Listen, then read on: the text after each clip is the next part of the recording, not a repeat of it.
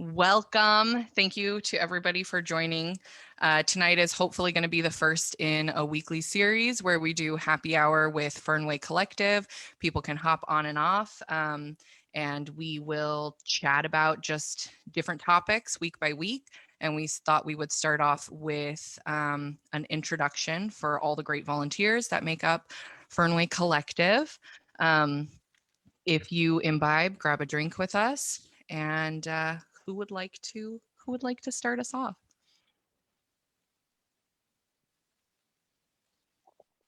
Makila. Oh yeah. Okay, I'll go. My name's Akila Makalani Garcia. Depending on the day and where I'm at, keep my professional name. Husband's not a fan, but Akila Makalani. Sometimes Akila Garcia on Facebook. I live in Long Beach, California. This is the dopest city on the planet. It's like a smorgasbord of people and just all kinds of things and a lot of dogs. Everyone in downtown Long Beach has a dog, except me. I have 2 cats. We're just going down the list of questions, or is that like, yeah, okay. Whatever you want to do, girl. Live in Long Beach, love it. I would live on an island or just be anywhere near the beach forever. If there's no ocean, I'm not doing it. My husband keeps trying to get me to move to like San Bernardino. I am currently working as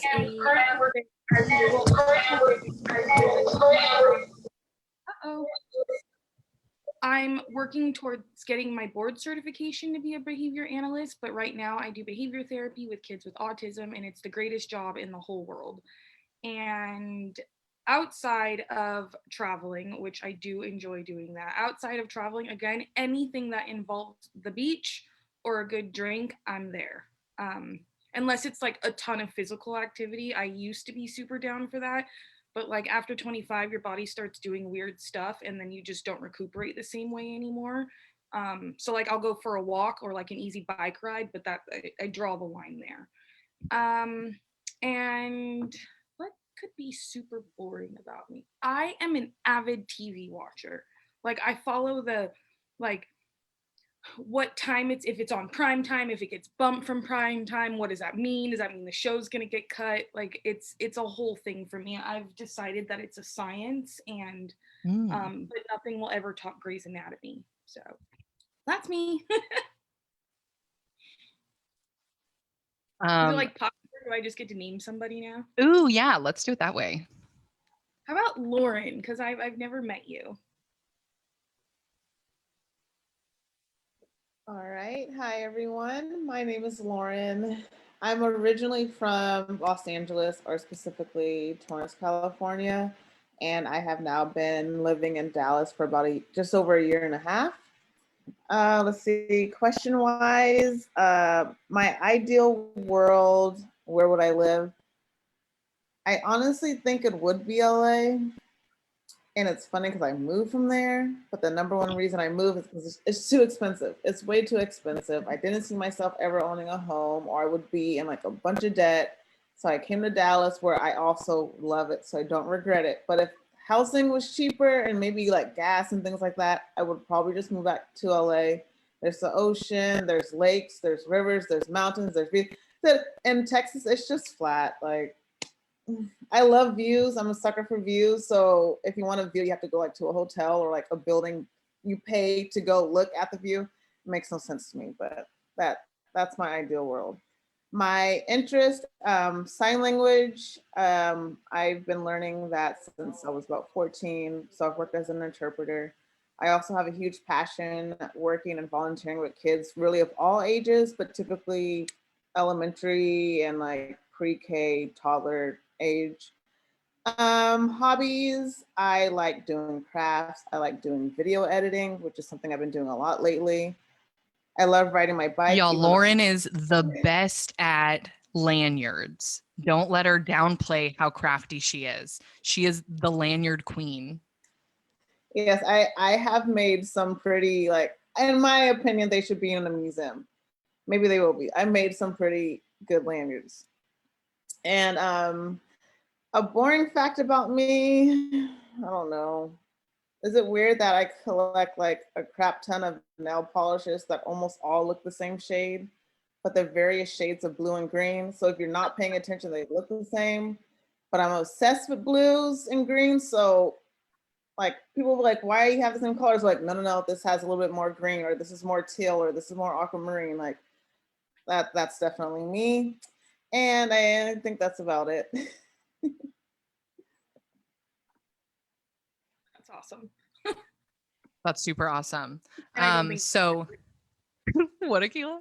and I was like, and I don't think the nail polish thing is weird. I do that with lipstick. Good. They're all red. Kelsey and I were just talking about that. Lipstick has been the worst investment of 2020, probably. The best telehealth look, okay? You look gorgeous. You look gorgeous. Okay, so Lauren, who are you gonna call on next? I want to pick Hannah because I like that her last name is Irish. Literally. Hi, everybody. I'm Hannah Irish. I live in the Seattle area, although I am on this call tonight from the Dalles, Oregon, which is about 75 miles east of Portland, Oregon, on the Columbia River. So I can see Washington from where I am right now in Oregon. In my ideal world, I would definitely, at least for a time, live in Ireland. That's definitely my favorite place. And because my last name was brought up, I am Irish, and my last name is technically from way back in Ireland. However, it comes by way of immigrating through France and then through Ellis Island.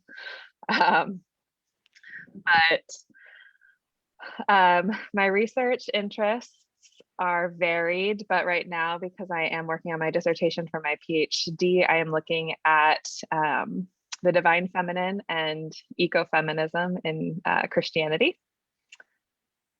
And I have a lot of background in event planning and program and project management and mentoring. And I love traveling, but besides traveling, I love hiking. So Akila, maybe I'll get you on a walk one of these days. And then go to the bar, because or maybe do that first. That's probably how you'll get me out. I've seen that movie, and that guy ate his arm. And a boring fact about myself is that I am a vinophile. I love my wine. And I am gonna pick Katie to introduce herself. Hello, sorry for being late. I honestly, time frame wise, just kind of forgot I'm on mountain time. And so I kept looking at my watch at 7 and realized it was not time. And then all of a sudden it was 8:05. So I'm Katie. Lauren, what do we do with people that are late? What do we say to them? You're late. You're late. You're late. You're late. You're late. I guess I'll just jump to the odd random fact. So I know Lauren and Randall from almost 20 years of YMCA camp, which I no longer do. So that right there was a little PTSD. Thank you, girls. Appreciate that. Let's see. What were the questions? What were we introducing ourselves with? Where do you live? Where do I Mountain live? Time. In Mountain Time. Yes, sorry. So I currently live in Denver, Colorado. Originally from Torrance, California, spent about a decade in North Carolina, and then have been out here for about 9 months now. So living in Denver, loving the mountains, not loving the snow. That's a transition coming from the places that I've lived before, but you know, we all adapt. So yeah, so living in Colorado currently. So Let's if everything see. was perfect in your ideal world, where would you live? In my ideal world, I would live probably in eastern Utah on like 20 acres of just desert land. Just me and my dogs and my boyfriend. That would probably be my perfect world. Away from people, away from phone calls, away from emails. That would be my perfect world for sure. Just no cell service at all, no internet connection, nothing. No internet, no cell service, no, maybe like a carrier pigeon to get the important messages out, but generally just kind of away from all the chaos of the world. Definitely. Would you live in a schoolie? Airstream for sure. Okay. Yes, that's the retirement plan, fingers crossed. So, mhm. All right. And your research interest / area of professional expertise.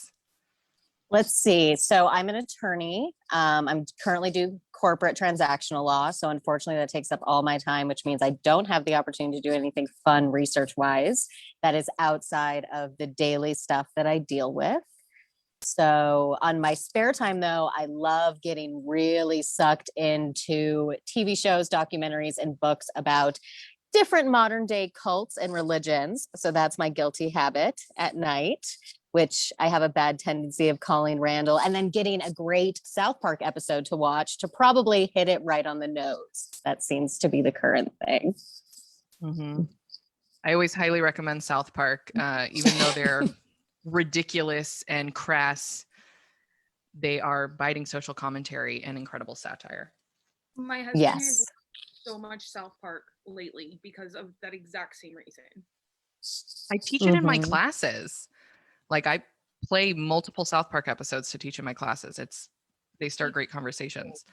He lets our weekend child watch it. It's very inappropriate. Okay, But but you educational. have another really cool hobby, Katie, that you've started up recently. Are you talking about the spinning? Is that what you're talking Yeah, about? I'm talking about Oh, your spinning. I'm talking about you yes. becoming Rumpelstiltskin.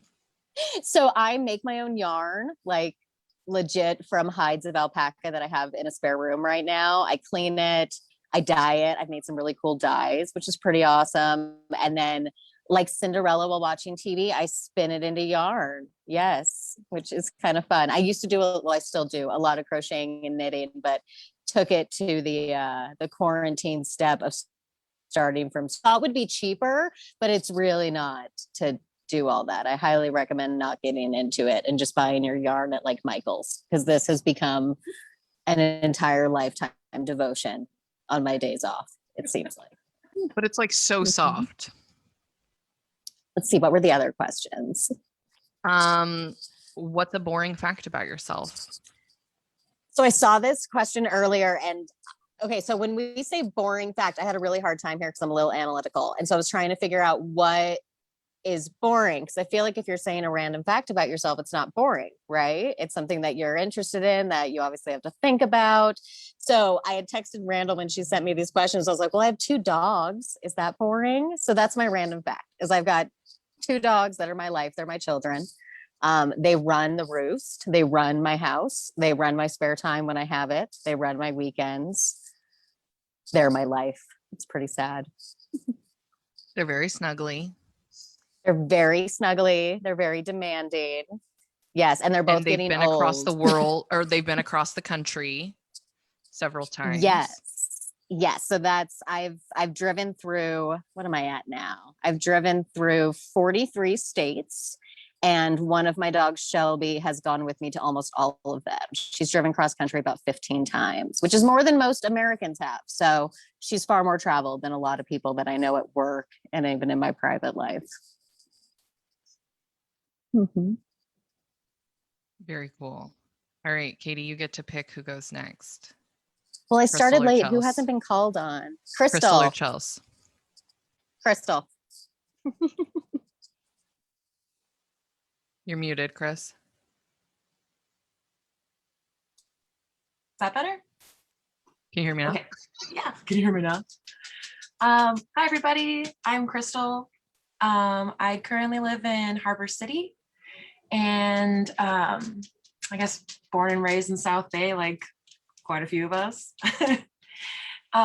Ideally, if I could live anywhere, I love it here.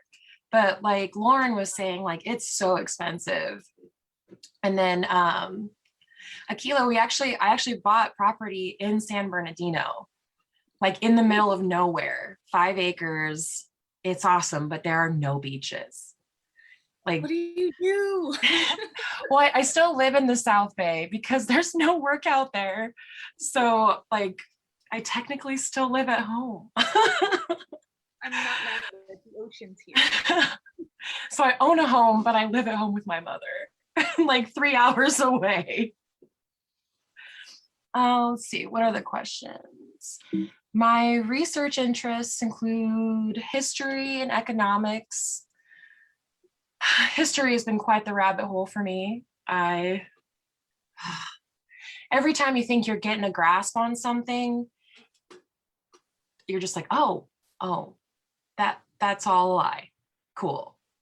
I'm glad I spent a whole entire semester learning a lie. Hopefully it'll be my expertise one day, but currently my expertise is logistics, problem solving.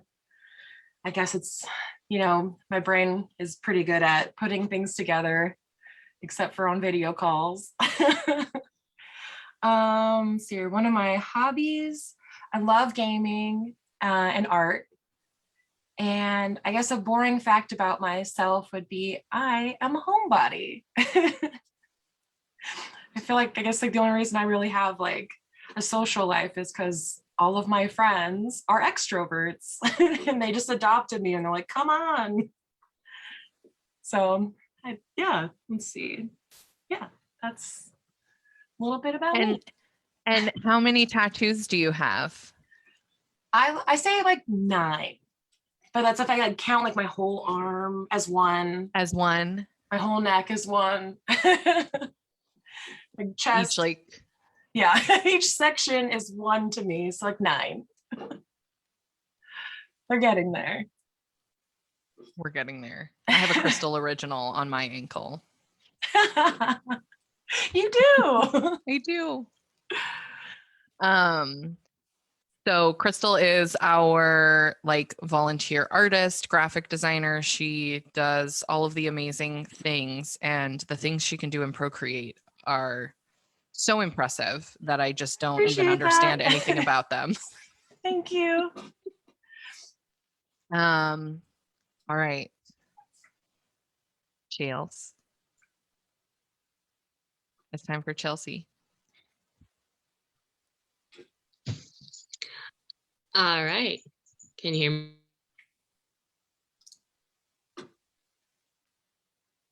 Oh, Can you hear me? yeah, no. There you are. Perfect timing, right?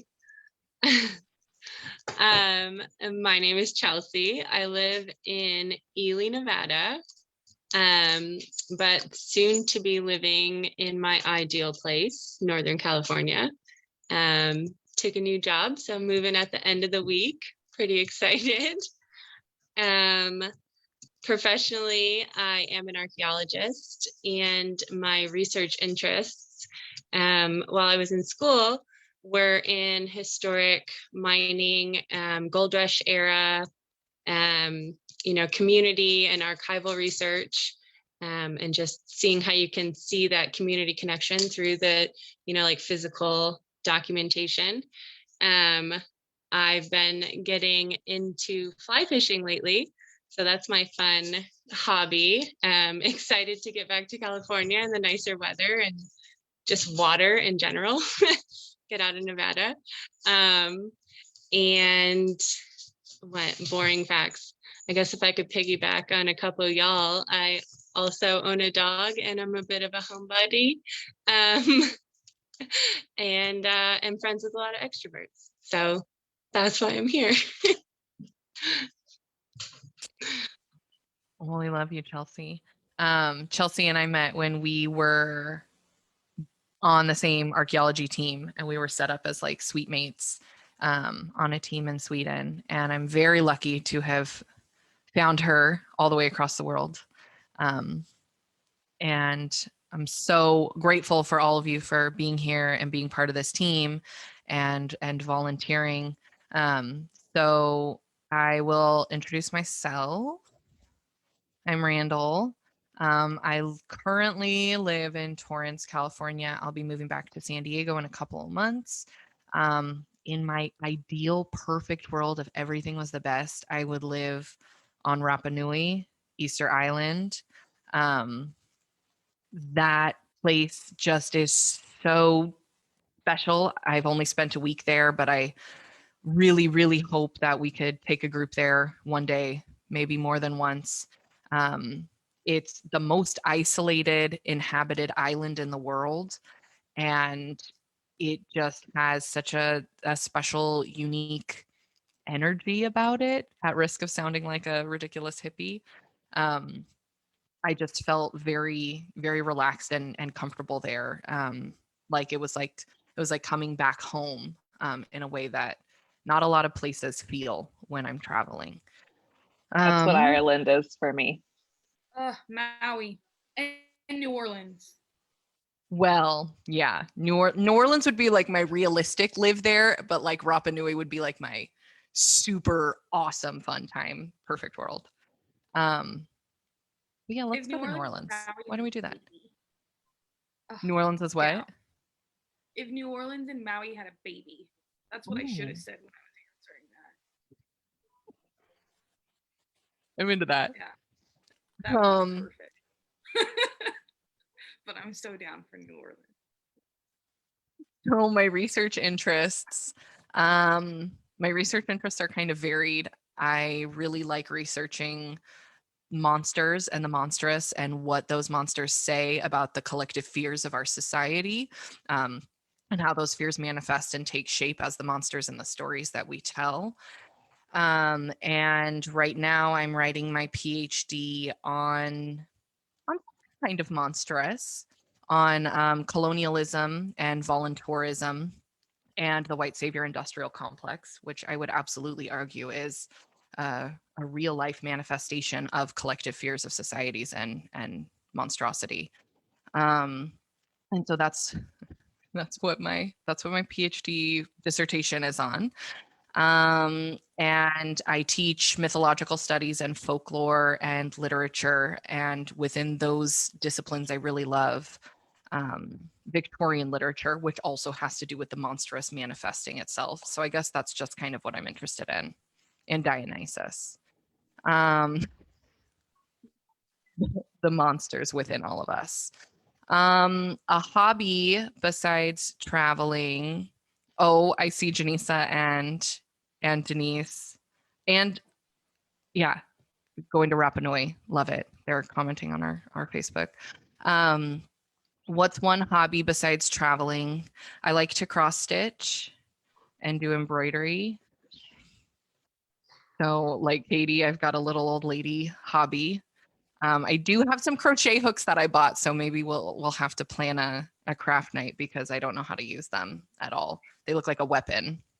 I think a wine and crochet night sounds like a wonderful event, personally, just saying. For anyone into that. interested. Yeah, I'm really into that. That sounds really fun. Akila, you look like you need a refill. No, my husband brought it. He's amazing. Yes, Angel. And I was like, I'm out. And a boring fact about myself, I usually eat avocado toast for breakfast, like the basic white millennial woman that I am. I feel like I also love avocado toast. It is delicious. It's like so good and so good for you. I'll eat avocado on anything. Toast. Agreed. Anything. I just mash it up on toast and like put a little garlic salt on there. I just ate and that made me hungry. I didn't have avocado. So obviously like what brought us all together is like our love of traveling and engaging in authentic cultural exchange and ethical cultural experiences. And like Elise is commenting on our feed, the followers are ready for a New Orleans educational trip for all of us. And I 100% agree. I don't know if you can see this skull behind me, one of many skulls that decorate my home, but this is from a street artist in New Orleans. And so I know that COVID has been super complicated ridiculous situation. And so many of us are lucky that we have made it through relatively unscathed, with the burning desire to get out of our homes and to travel and to engage in the world once again. So as most of you know, we have like kind of tabled any conversation of planning trips until it is safe to do so. We have a couple trips tentatively planned.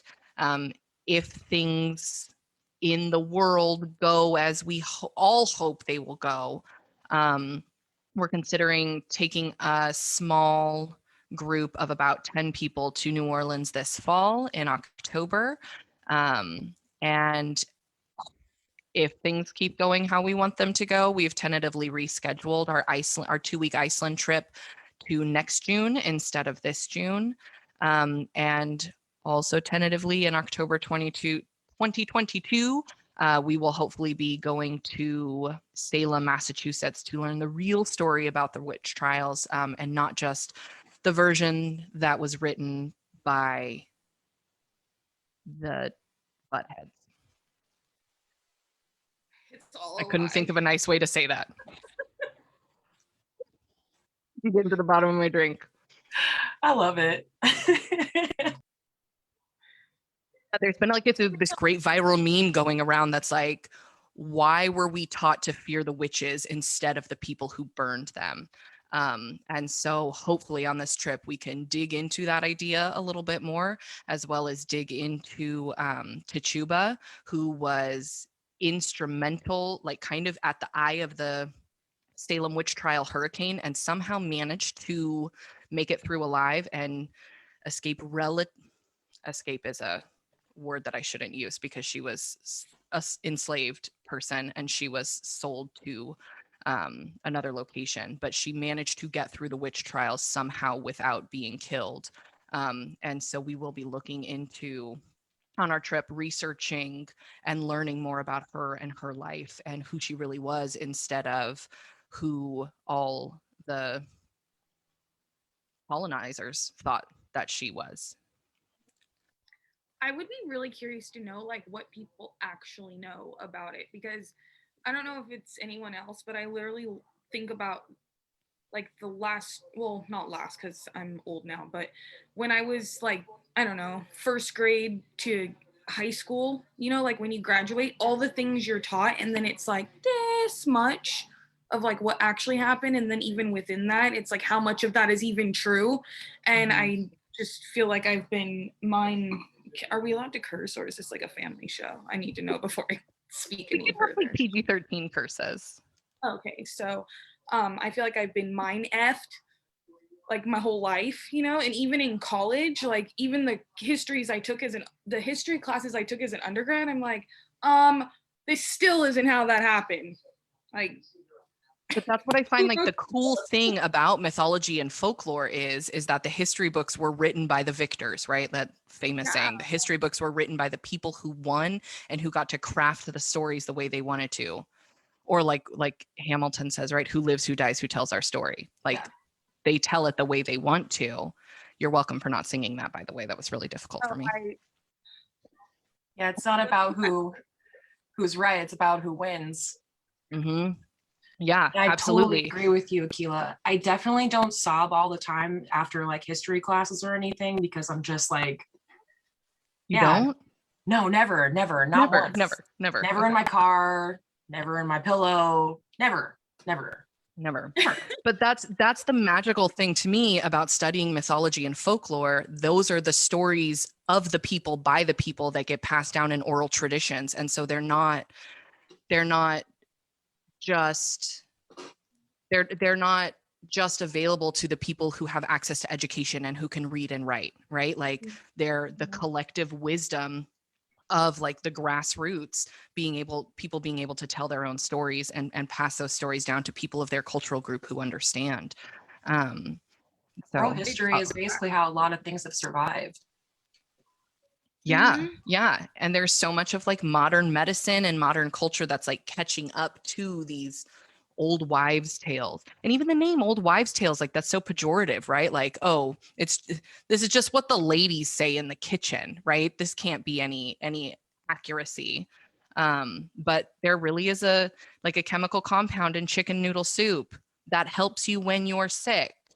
There really is, I'm saying chemical compound, I'm not a scientist. There's something in it. There's something in dates that ripen your cervix when you are in your third trimester ready to have a baby. And this is oral folk wisdom that's passed down and seen as woo until the testing is actually done. And then that brings up another conversation, like who's paying to research what the women have to say? Who's paying to research what marginalized voices and marginalized communities have to say? Like, where's the grant funding for that kind of stuff?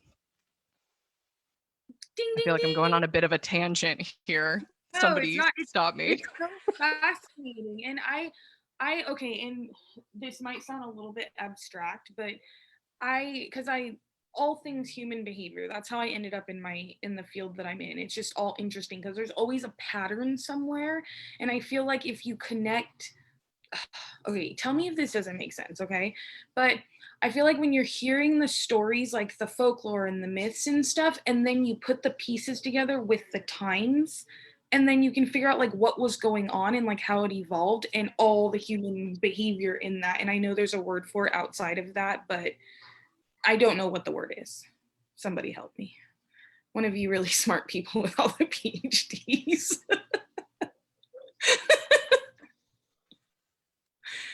But like there's just always a connection there, and I'm always so fascinated by that. Like Yeah, what was going absolutely. on. Absolutely. Like the And I feel religious like, stuff. again, like Hannah and I, like our lens is mythology, right? Because we're working on our PhDs in mythological studies.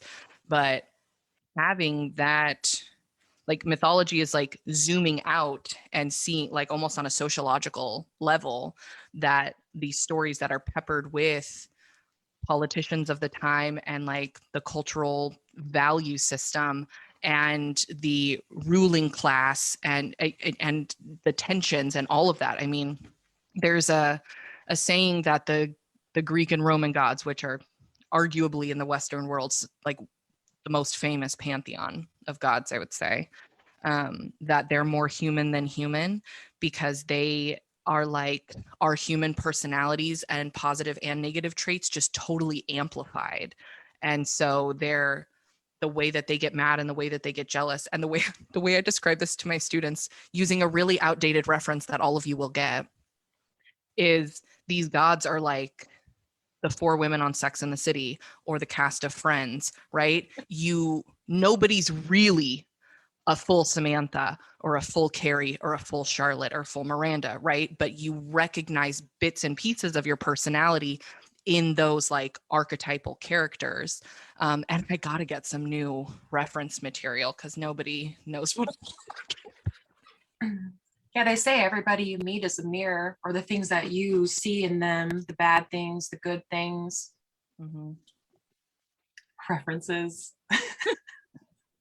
It's all interesting. And then even when you're looking at like the way they describe things, it almost, and unpopular opinion, I get a lot of heat from this sometimes from my peers, but I even like compare like today's like religious text, I would like put them on the same shelf with mythology, because to me, not having all the expertise in there, that's not, it's just an interest, not something I know anything about. But it's like how people then explain the things that they couldn't understand yet. Like they didn't have the technology to understand all the things or why things happen, like why thunder came out of the sky. I don't know, some dude's up there throwing the thunderbolts down, makes sense. That still makes sense to me. Yeah, I mean, I don't know, whatever. No, that's a great point. Like science absolutely functions as a modern day mythology, right? If mythology is a narrative that shapes our worldview and teaches us how to interpret the data that surrounds us, right? Science and myth, like they go hand in hand with that, serving the same function in an academic sense of what our definition of mythology is. So not where myth equates with falsehood. But yeah, No, not at Does all. science Not at teach all. us? Does science teach us why the sun rises and sets every day? Does it teach us why the seasons change? Sure. Are we going to believe that it's because the Earth is tilted on its axis? And again, I'm not a scientist. It's tilted on its axis and it revolves in a certain way, causing the seasons. Or are we going to believe it's because Persephone was dragged down to the underworld by Hades and struck a deal with him to spend 6 months out of the year above ground and 6 months out of the year as queen of the underworld? I guess what I was trying to say is that like both are theories. Like it's all Mhm. it's all theory. Those ones were just way more creative and like Right. That's much the thing. better. It's like it's interpreting raw data and Yeah, creating a narrative with it. Well, and And so then much of it is about meaning making as Mhm. well. So it's not just about an explanation of data or observations of like the physical world, but as humans, like we need meaning. We can't survive without meaning, and the way we create meaning is through telling stories.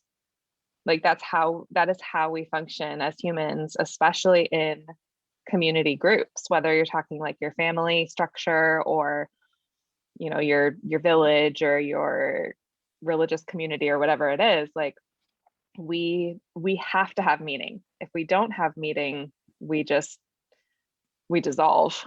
Terrible things happen when humans lose a sense of meaning, and we convey meaning, and we create meaning through story. So whether that is a scientific narrative or whether that is what we traditionally think of as mythology, or whether that is the narrative of the Eucharist, or whatever it is, it's about finding and making meaning. go ahead, Hannah. You just go ahead and log off now. Bye. I know that was a full mic drop situation. Right? I have Like, to define mythology in my dissertation. So like I've maybe thought just a little bit about it. Yeah, we're pretty I balls love deep in that- this stuff. I love that you guys are using like how do we define this, because that's like everything in my field. We define everything because everything we do has to be observed. Like you have to be able to measure it, right? So And let's clarify what your exact field is. oh, I how do I, it's it's really complicated. It's applied It's behavioral analysis. applied behavior analysis, but no one ever knows what I'm talking about unless you know. But like broad, it's human behavior, or not even human behavior, just behavior in general, behavior of any living thing. But I'm focused on right now for work, like I get paid to help kids with autism learn behaviors. I didn't say that right. It's really complicated. If you know, you know. But outside of that, like it's a big science. So outside of that, it's just behavior. Does that make sense? Yeah, Yeah, I and got it. Janisa left a comment on Facebook. Says totally agree about humans needing meaning and utilizing storytelling to find that. And a lot of the ways that we do that, which I'm sure Janisa is thinking about, is through song, right? And so many traditional cultures have storytelling built into their songs, whether it's a sea shanty or like a hula, a Polynesian hula that has the movement to go along with the words. Songs are so much easier to remember or like call and response, like having this type of format, and these songs get passed down like Lauren and I teased Katie with when she was late, right? Like we're in this like community folk group of being former Y campers and counselors, Crystal, Lauren, and Katie and I. And that is like a shared language that we speak through those songs and through the way that we communicate. And some of these songs, I mean, I'm sure some camp leader wrote them down at some point for a little reference book that we could flip through. But they're folk songs. They exist just passed down orally, sung around the campfire like humans have done since the dawn of humanity, and given us something to bond over and connect with and to communicate information. And it's very special. So Hannah, always our timekeeper, is keeping time. Janisa, yes, I know that was exactly what you're thinking. I'm so glad I could draw that out of your brain through the computer.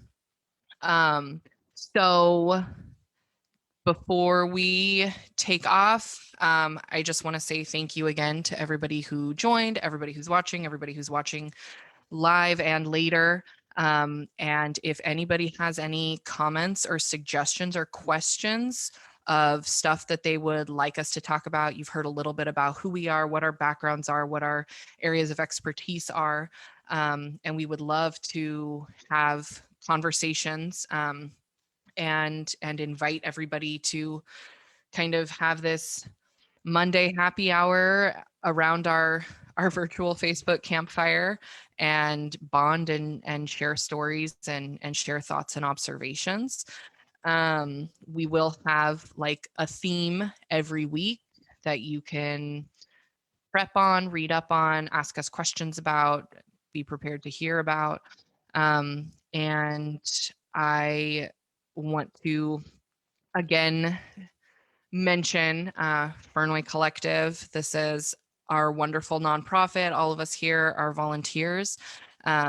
We are an amazing group, really passionate and driven and wonderful and fun and dorky.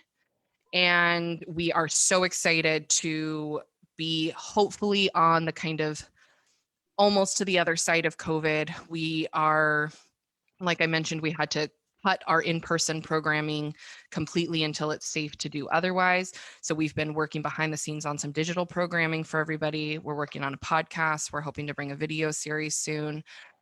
We have a little online shop with some fun books if you'd like to learn anything or if you'd like to do additional research on some of the stuff that we've talked about. And we are always happy to accept volunteers. Whatever your talent is, just reach out to any of us here. And we will send you our volunteer descriptions. And we are so excited to officially be out in the world and doing stuff together. Does anybody want to share anything before we bounce? I just wanted to say it's so great to meet all of you guys.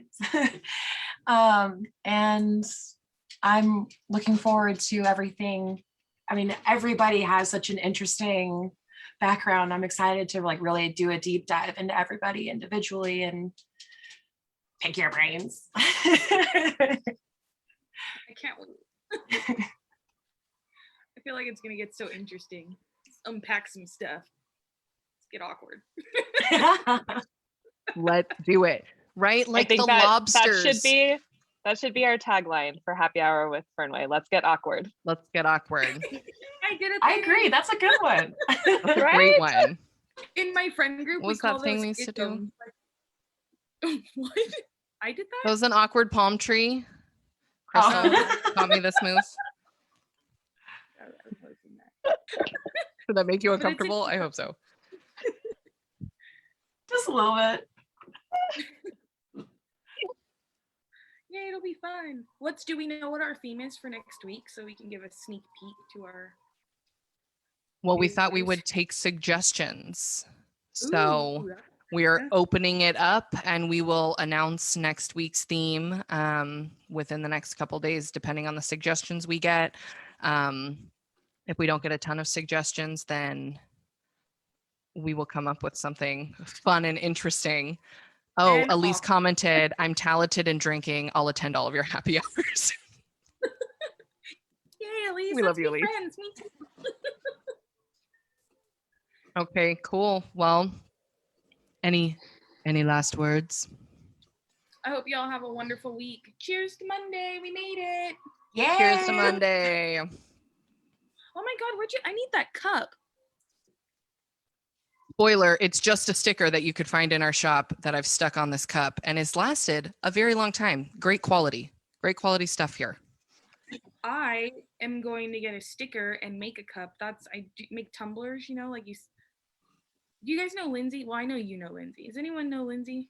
Yeah, her cups. I'm not that good. Yeah, hers are next level. That's insane.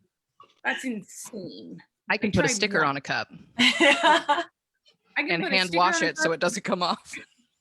I can coat it in some epoxy, but I draw the line there. She does like layers and collages and stuff. It's wild. Yeah, I have like a bunch of her cups. I have one and it's like my favorite beach cup. All right, It's loves. Thanks again for everyone joining. I love you Have a all. great week, y'all. You're the best ones. Till next week. Good night, Till y'all. next week.